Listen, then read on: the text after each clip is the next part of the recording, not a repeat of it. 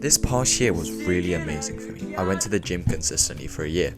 I grew an audience of 62,000 people. I made money online for the first time. I met new and exciting people and made so many fun memories, as well as achieving so many of my goals and doing things I never thought I could do. For the first time in my life, when I look in the mirror, I'm actually proud of who I am. But at the start of 2023, I was pretty bad at the game, not gonna lie. All my stats were pretty average. I had an average physique, I had average grades, I was doing average habits, scrolling most days and just doing the bare minimum, And I would do my homework and things, but I didn't even know what a business was, and I knew I could be learning more things, doing more hobbies, but I just didn't. But I can tell you that there's nothing that feels better than looking back after a year and being proud of yourself. Proud of yourself for making sacrifices and proud of yourself for making progress in the things that matter to you. And if I can do it, so can you.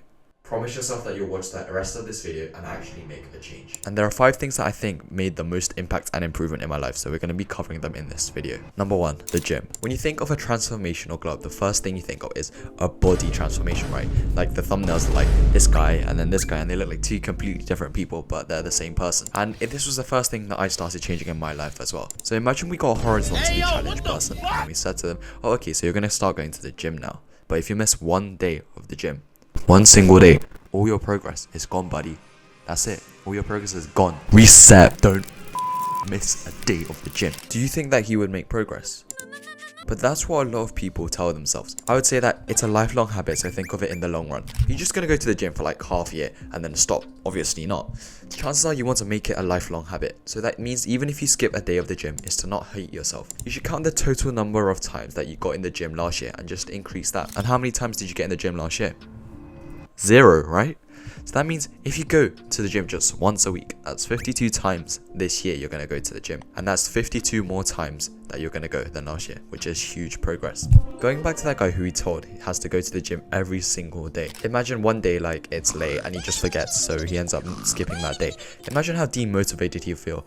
Oh man, I skipped a day, I'm going to lose so much progress. He's going to be so demotivated and sad, and he's never ever going to end up going again. Because what's the point? All this progress is gone.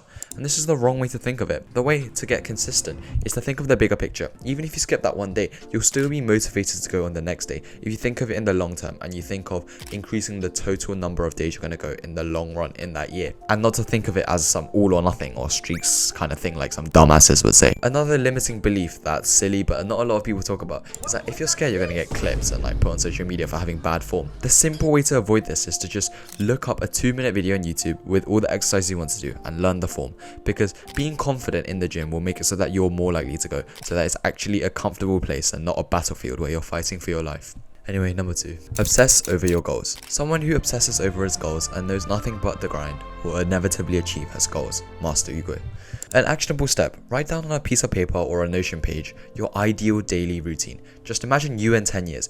What would your day be like after you open your eyes? For example, maybe it's you wake up at 7 in Mayfair's most expensive suite and you look at the sun come up. Then you go to your home gym, and while going to the gym you check your YouTube analytics and you see you just gained another 10,000 subscribers. After a refreshing workout you go to the most luxurious restaurant and enjoy a breakfast of the finest cuisine. You look back into the past and at this foundation you built your life upon. You had to work hard and take risks, but it was all worth it, and now you're reaping the rewards. Just by writing down your ideal day, it shows a lot about you and it shows your own personal motivations. If your lifestyle was extravagant and luxury, as I'm sure many of yours will probably have been, it shows that you're ambitious and you want to make a lot of money. And it also shows your desire to want to succeed. And now what do you need to do to achieve that? Work hard.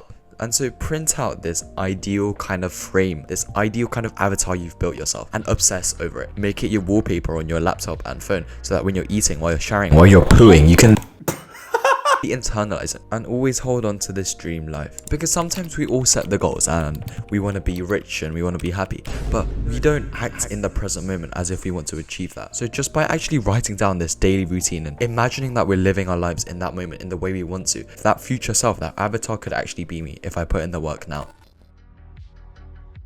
And that's why people, when they set their phone wallpaper as the physique they want to achieve while they're dieting, they're like 60% less likely to cheat on their diet. Kylian Mbappe always had a Ronaldo poster on the wall, and just by obsessing over this, it will make it your motivation. 3. Supernormal stimuli. Your physique is 60% diet, So stop eating the sugary processed foods in the forms of like McDonald's, donuts, etc. I haven't had McDonald's in years, and I'm grateful that my mom makes food for me. But on top of that, it's just making the active decision to not eat these foods, because we always see like, oh yeah, McDonald's, fast foods, like, yeah, you gotta cut those out, buddy, like if you wanna get slim. But have you like seen the adverts where they like leave out the McDonald's burgers for 8 years and it doesn't rot? Like, that's not real food, bro. Supernormal Stimuli junk food literally kills your gains in the gyms, but also it just makes it so that your brain works at like 50% capacity. If someone on the streets just came up to you and was like, bro, you want to try some maltodextrin? You're going to be like, no, what the hell? That's like some drug, right? I'm not going to do that. Bro, this is literally in your foods. On the back of a Pringles can, maltodextrin. So stop eating BS ingredients and I promise your brain is going to feel faster. Replace sugary snacks with Greek yogurt, fruits and nuts, and I found this works really well.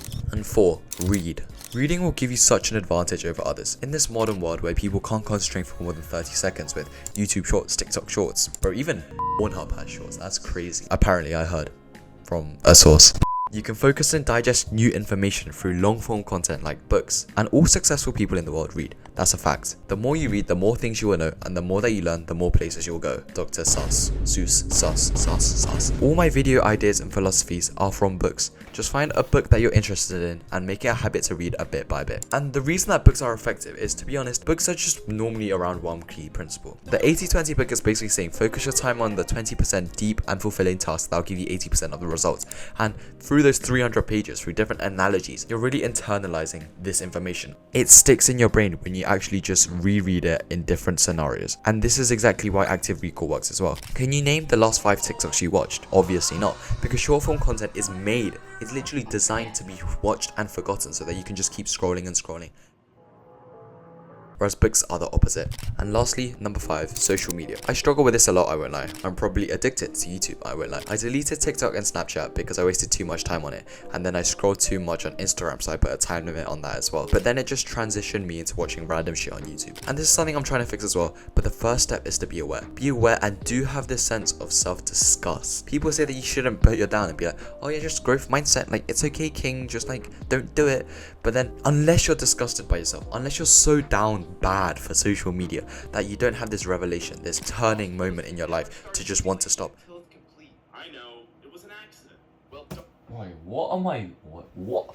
How are you ever gonna stop? You need to feel disgusted that you're wasting hours on your time on pixels. You're literally a slave to your phone. This should piss you off enough to want to stop. I found that instead of using like social media randomly 20 minutes here and 10 minutes there throughout the day, it's just allocate one slot of your day for it. Because the bad thing about social media, if you think about it, it's just you randomly, mindlessly just pick it up and end up wasting 10 or 20 minutes here and there throughout the day, which stacks up and makes it so that you can't focus on a big task. So these are 5 quite unconventional things that can be used to glow up in 2024. I think that this year could actually genuinely, really, truly, actually, like, no cap, on God, be the best year of your life. And as always, I believe in you and make this your year. Like, no more 2025's my year bullshit. Like, this is actually your year, bro. Come on, you got this. Great. I'm actually like autistic, bro.